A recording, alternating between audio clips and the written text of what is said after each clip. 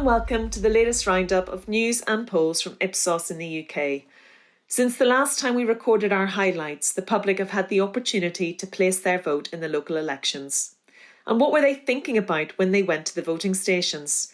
Well, it won't be a surprise to know that inflation and prices is top of mind when you ask people what do they think are the most important issues facing Britain today, followed closely by the economy. COVID-19 now languishing down in 10th place. And the high levels we see of public concern about inflation, but also their overall levels of pessimism about the direction of travel for the economy. Only 14% of people say that they think it's going to get better over the next 12 months. All of this is feeding into how they feel about Rishi Sunak and how he's doing his job. Now, a third of Britons, over a third, say the Chancellor's doing a bad job. And even when you look at his own party supporters, almost half of them feel less positive about him and his performance since they did last year. And when we look beneath the surface of the issues around people's concern around inflation and pessimism about the economy, there are some other issues at play here impacting on how the public perceive Rishi Sunak.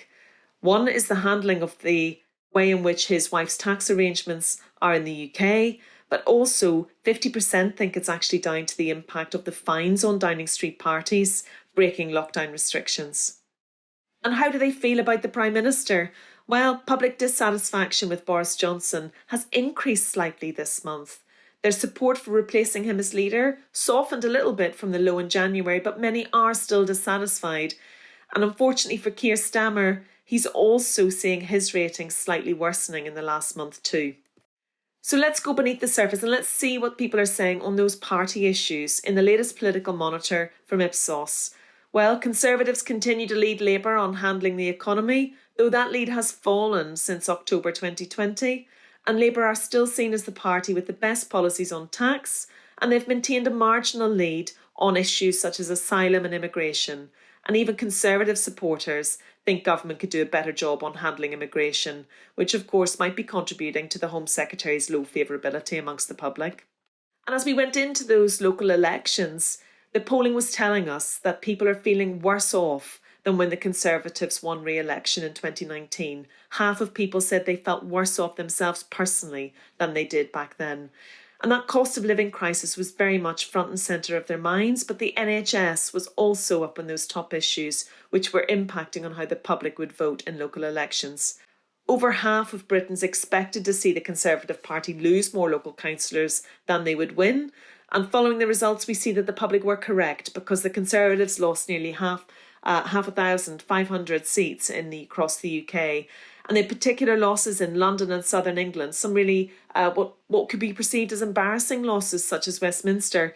But despite those losses, we did not see the huge strides from Labour that you might have expected when you're up against a government dealing with a cost of living crisis after a Brexit crisis and a COVID crisis and a housing crisis. So there's still a lot more work for Labour to do before they are in any way ready to secure number 10. We only have a third of the public now that tell us that they believe Labour are ready to form another government. Elsewhere, the war in Ukraine continues to develop and Britons are following it closely.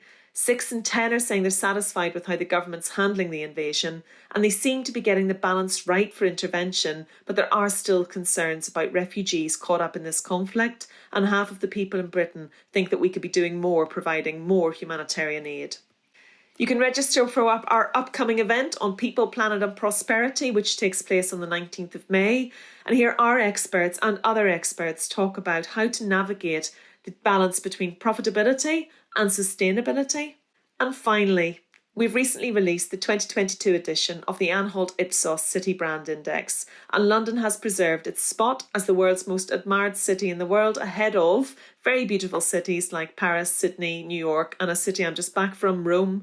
But despite these challenges that have been facing the country, it's great to see that London has held that top spot, but also that people are still very proud to be British, with the NHS in particular acting as a really unifying force across all groups of society. 6 in 10 Britons tell us they would rather be a citizen of Britain than any other country in the world. So I will leave it there, but please do check out our website to find out more, www.ipsos.com/en-UK. Thank you.